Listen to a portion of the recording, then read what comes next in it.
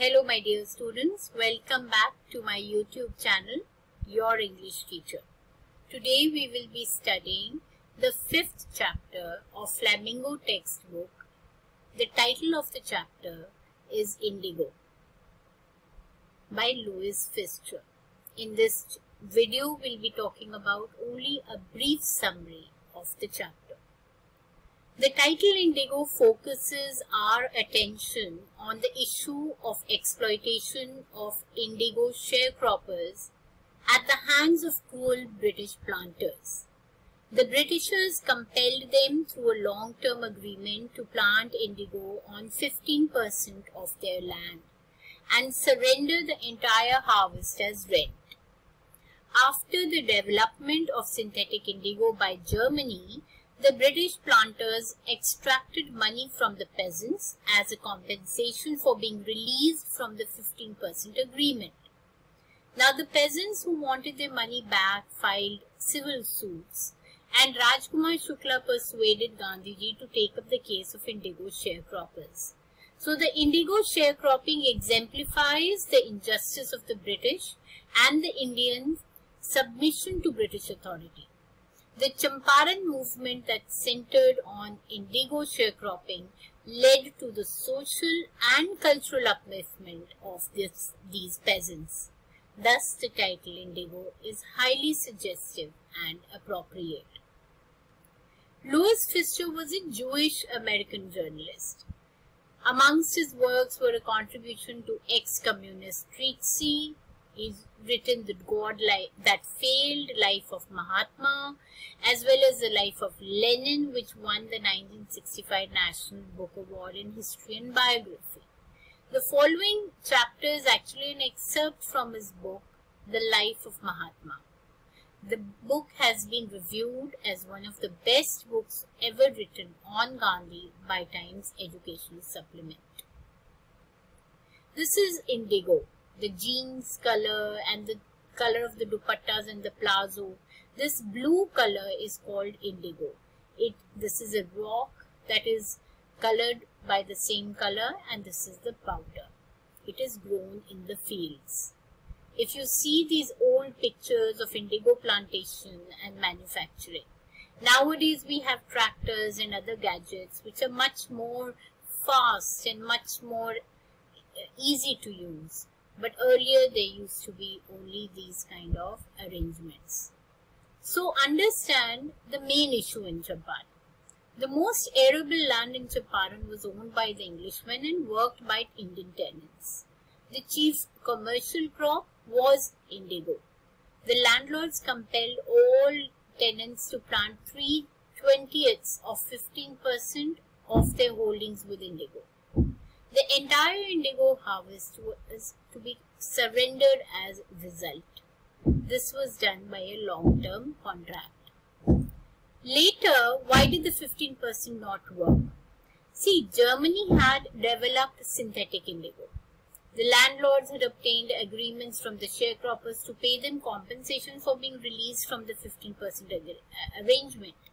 Many peasants had signed willingly, and others who went to court were threatened and intimidated by landlords, thugs. Peasants came to know of synthetic indigo and they demanded their money back.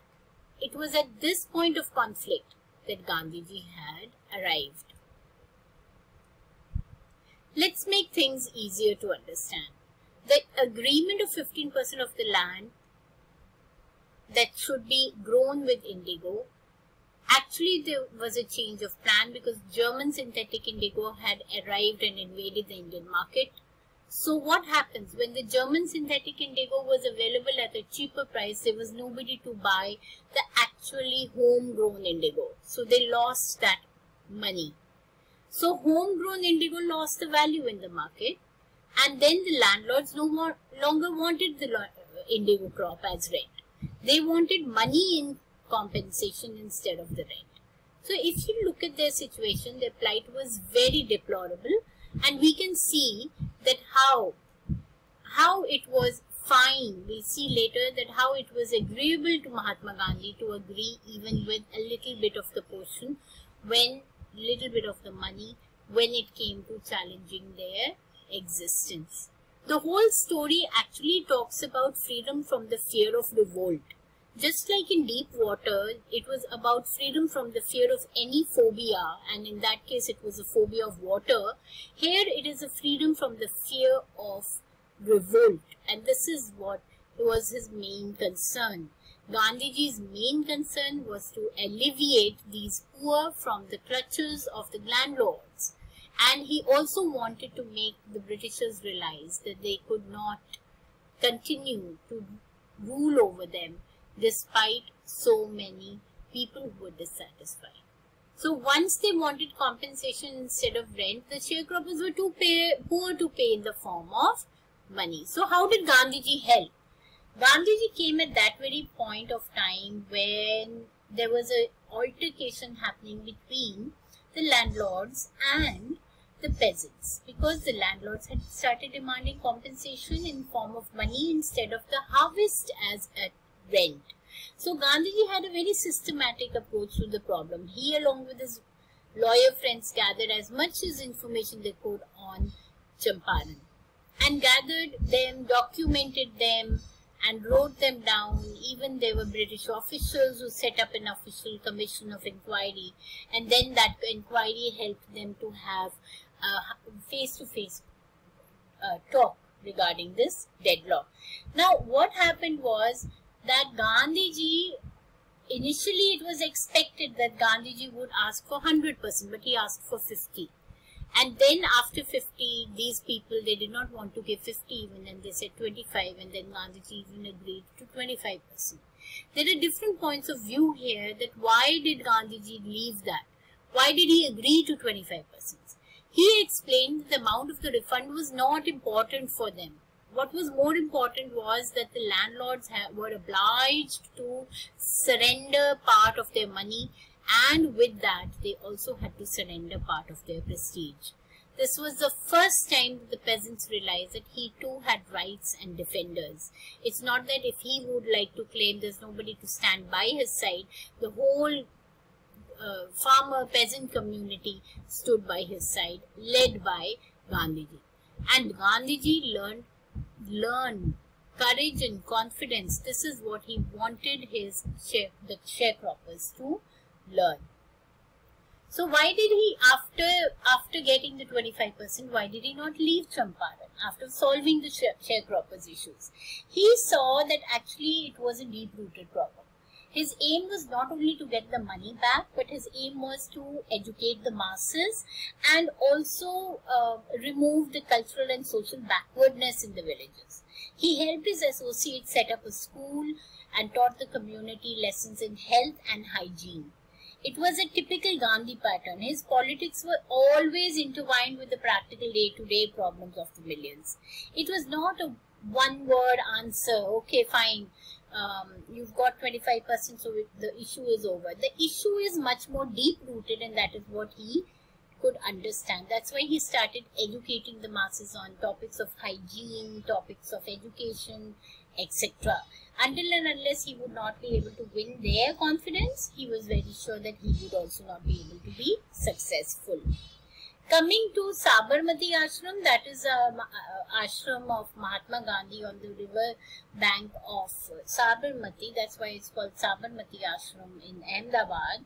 He actually did not leave even after winning 25% of the money in the courtroom. Because again, it's about his loyalty towards his nation was not just superficial. He wanted to ensure that this kind of a thing would never repeat and the people would never get exploited by these very people who did not belong here. So he started to control things at Champaran. At the same time, he was required at the Sabarmati Ashram, and he did not go. He maintained a kind of a supervision over the ashram through his disciples over there who reported him on a daily basis. This is Kasturba Gandhi. She stood by Mr. Karamchand Gandhi's side because she really believed in his vision. Now, towards the end of the story, we'll find that the lawyers and all the supporters of Gandhiji say that it would be better if we have an Englishman in our group, because when an Englishman would understand our plight, he might be able to express the same to the English landlord and to the Britishers. But Gandhiji realized that the people are looking for a prop to cling on to. Prop is something that assists you. It helps you accentuate your performance. So here the people thought that if they had an Englishman, and here for that sake we had Charles Freer Andrews, then they thought that if there was an Englishman on their side, there is also a possibility of being able to mold the English landlords on different issues. Now Gandhiji realized that they were looking for dependency, and he taught them a lesson of self-independence as well, because he denied that they should not take Charles Freer Andrews because he will be used as a prop, and it would even speak so lowly about our self-dignity. So if you really ask, the next chapter, the next video I'll say, is the line-wise explanation of the chapter. So please do tune in, and we will definitely benefit from it, because when you also see the videos and leave some comments underneath it, I will be able to know what are the things that you want me to discuss and how are the chapters you want me to take up. Thank you. Have a wonderful day. Do visit my channel again, and the next video you will be line-wise explanation of this very chapter. Thank you. God bless you.